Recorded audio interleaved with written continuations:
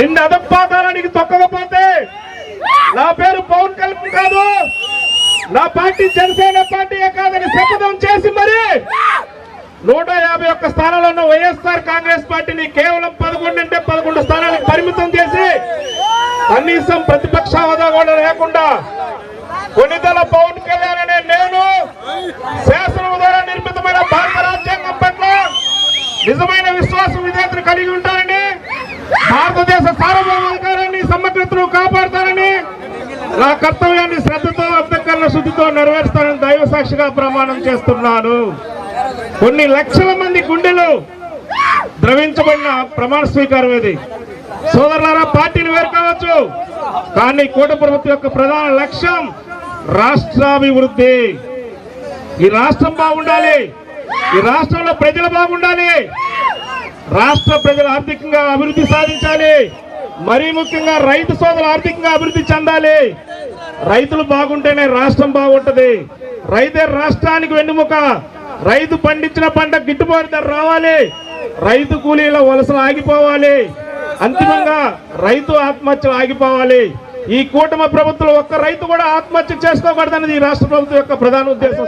గడిచిన వైఎస్ఆర్ కాంగ్రెస్ పార్టీ అధికారంలో ఉన్నప్పుడు మన యువత అంతా కూడా డిగ్రీలు చేతిలో పట్టుకొని ఉద్యోగ అవకాశాలు లేక విలువలేని సందర్భాలు మనం చూసాం. అందుకే శ్రీ వెంకటేశ్వర స్వామి తిరునాళ్ళ సందర్భంగా ఇంత చక్కటి విద్యుత్ ప్రభను ఏర్పాటు చేసినటువంటి తెలుగుదేశం జనసేన పార్టీ నాయకులకు, కార్యకర్తలందరికీ కూడా మరొకసారి హృదయపూర్వక ధన్యవాదాలు తెలియజేసుకుంటున్నాను. ఎవరైతే యువత ఉన్నారో 20 లక్షల ఉద్యోగాలు కల్పిస్తామని చెప్పిన సందర్భంలో ఉద్యోగ అవకాశాలు, ఉపాధి అవకాశాలు కల్పించడం కోసం పరిశ్రమలు పెట్టుబడులు ఆహ్వానిస్తామంటే మరలా వైఎస్ఆర్ కాంగ్రెస్ పార్టీ అధికారంలోకి ఏడొస్తుందని భయపడి పెట్టుబడులు పరిశ్రమలు రావడానికి భయపడుతున్నప్పుడు పవన్ కళ్యాణ్ గారు చెప్తున్న సందర్భం ఒకటే. మరొక 15 సంవత్సరాలు ఇదే కూటమి ప్రభుత్వం స్థిరంగా ఉంటుంది, పెట్టుబడులు పరిశ్రమలు పెట్టేవాళ్ళు రావచ్చు పక్క పవన్ కళ్యాణ్ గారు చెబుతుంటే, మరొక పక్క వైఎస్ఆర్ కాంగ్రెస్ పార్టీ మేము గినక అధికారంలోకి వస్తే గంగమ్మ జాతరలో పొట్టేలతో నరికినట్టు రపా రపా ఆడిస్తారంట. ఒక్కసారి జనసేన పార్టీ ప్రభావం తెలియదేమో.